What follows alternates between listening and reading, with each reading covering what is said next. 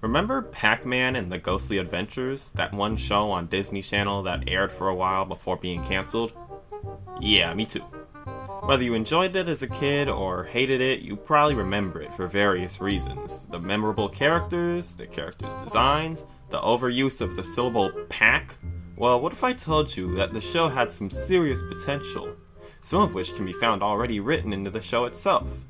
That's what I want to talk about today. How Pac-Man in the Ghostly Adventures could have been amazing. The Pac is back, ghost chomping at his feet. Or at least good. Can't be beat. The Pac is back. So for starters, if you really like the show, that's completely okay, obviously. As a kid, I really enjoyed what this show had to offer. When Smash Bros. 4 was coming out, and they revealed Pac-Man was going to be in it, I said I was going to main him, and a friend said Brian is going to main Pac-Man because he watched 2 episodes of Pac-Man and the Ghostly Adventures and now he's obsessed. He had no idea how accurate it was. When the game released, I ended up being a Mega Man main initially, and then after a while I became a Greninja main. I'll let you guys wonder why that is. That said, having revisited it as an adult, there are some gripes that I have with it. The dialogue could have been better written. The characters are memorable for the most part. The jokes lean too heavily on gross-out humor. And my least favorite thing about the show was how much it loved to jingle some keys regarding the lore.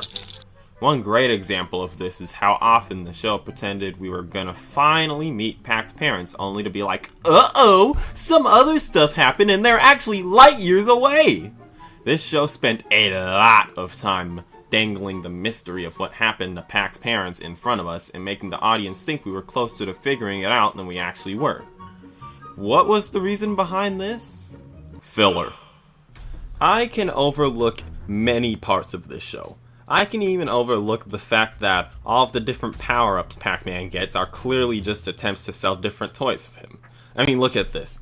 You've got Fire Pac-Man, you've got the Rock Pac-Man, you've got Steel Man, you've got Bouncy Ball Pac-Man, you've got Monkey Pac-Man. Every episode in this series is a filler episode, except for the first one. As a fan of shows like Gravity Falls, Steven Universe, Amphibia, and The Owl House, I despise excessive filler. But I recognize how important filler episodes can be for getting the audience attached to the characters.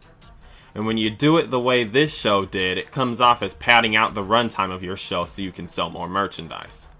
For the longest time, I thought this series had no plan or angle and was just teasing us about a story in order to get more engagement from the audience.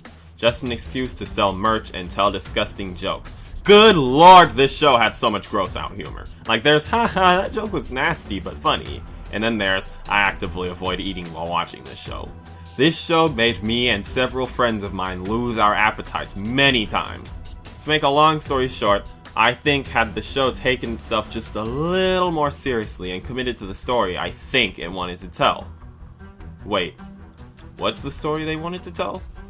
Never mind that, let's talk about the most redeeming part of the show. Lord Betrayus. Spicy. Lord Betrayus is the best character in this show. The ghosts are the best part of this show. My eyes! My eyes! I would watch a show that's just about their life in the Netherworld.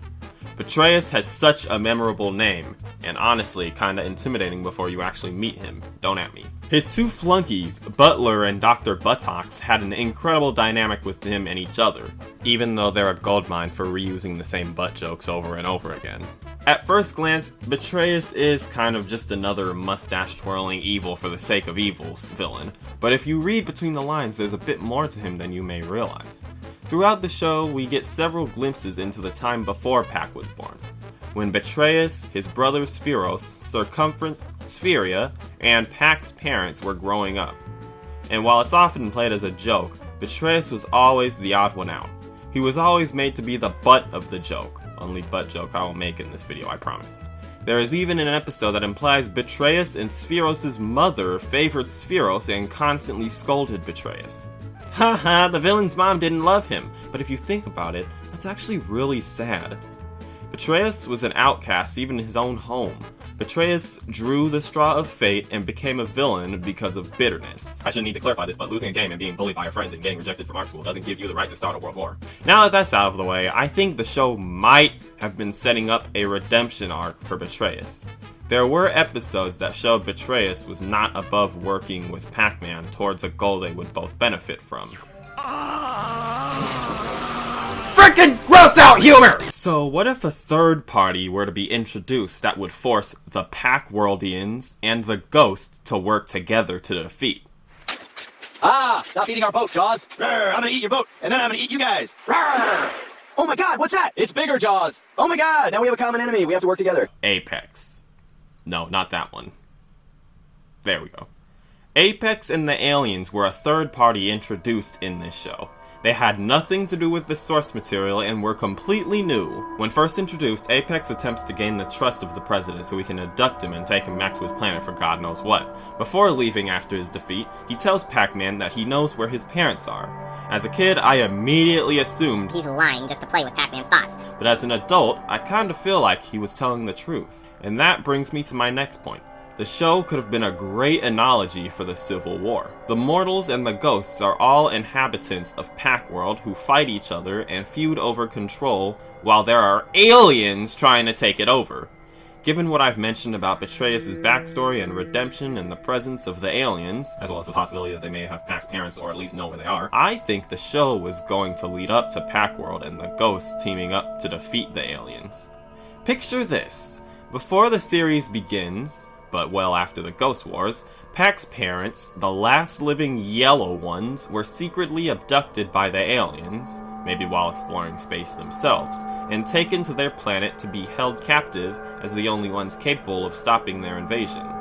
Over time, the aliens prepare their technology and techniques to be able to successfully invade Pac-World, but they realize too late that they missed one. Paxter. Now the last yellow one on Pac-World who actually enjoys the taste of Ghost. Frickin' gross out humor! He continues to throw a wrench in the aliens' plans, and they aren't confident enough to launch a full-scale invasion with him still around. So Apex launches various schemes in an attempt to get him out of the way before the invasion. That's a solid setup, right? Right? So how would I have structured the series based on that? You could fit this series into a basic 3-season structure. Basically like this. Season 1, the beginning of the Ghost War and introduction of characters. Apex and the aliens are revealed towards the end, and we get our first tease that Pac's parents may be out there somewhere. Maybe Apex tells Pac he knows where they are before fleeing, just like in the original show. Season 2, we get more character development and learn more about Betrayus' backstory. I like the angle of his backstory being played up for last because of something we can do with it later. Apex and the aliens return here and there, and at the end we get another tease of Pac-Man's parents, only this time, Pac doesn't believe Apex, and Apex decides to leave behind some proof that he's telling the truth, like his father's hat or his mother's glasses. And then Season 3, the final season. Betrayus gets a lot of character development. Perhaps after one specific defeat, Betrayus is captured, and the characters who were around Betrayus when he was little kinda tease him for losing the same way they did when they were kids. He explodes at them for always bullying him and leaving him out. That way, in Season 2, his childhood is treated like a joke and makes us laugh. But in Season 3, we get his perspective, and it's suddenly a lot sadder. He stays captive for a while until the aliens present a threat that Pac-World knows they can't stop alone. That leads them to asking Betrayus for help in stopping the alien invasion, saying if he and his ghosts help them, they will give them back their bodies. The ghosts and Pac-World work together, leading to some humorous feuds, some pretty touchy bonding moments, and character development from both sides. Betrayus and Spheros are able to make up. Their mom maybe even apologizes for favoring Spheros so much. There can also maybe be a B-plot of Pac's parents learning that the aliens are planning an invasion against their son, and they forge their own escape and meet Pac-Man in the middle. And in the end, after the aliens are defeated, the ghosts are all given their bodies back. But now they don't even want to take over Pac-World, and now work towards reintegrating themselves back into society. Butler even decides to forge his own identity. Dr. Buttocks decides to work with Circumference, and their vastly different minds work together to create an unstoppable combination. Lord Betrayus and President Spheros make up and become brothers once again. There can be funny moments of the former ghosts still carrying some of their ghostly habits, like eating bugs, taming dragons and monsters, and how it clashes with their new lives in the Pac world. And last but not least, Pac-Man is finally reunited with his parents. That was a lot, wasn't it? I know a ton of you may consider it a bit much to give Betrayus a redemption arc. We don't really know the extent of the crimes he committed as a warlord. That said, a sacrifice for the greater good seems too dark for this show. No one really dies in the end, not even the aliens. You can make it clear they won't be a problem anymore without having to kill them. But no, the aliens won't get a redemption arc. Maybe that one buff alien from that one episode will. The point is, there is a way for Betrayus to really earn his redemption and not die. That's what fillers should be used for, not... Freaking gross out! So yeah, I basically just wasted 10 minutes of your time talking about why Pac-Man and the Ghostly Adventures failed and how it could have been incredible. Sounds crazy. Do I think this is the idea these show writers originally had? Yeah, I really do. What exactly happened to result in us getting this? No! Wait, don't tell me. Oh, time for a diaper change, Packy. I don't know. Lack of commitment? Studio executive interference? Whatever it was, it caused the series to fall kinda flat. So, I guess the moral of the story is... the pack isn't back.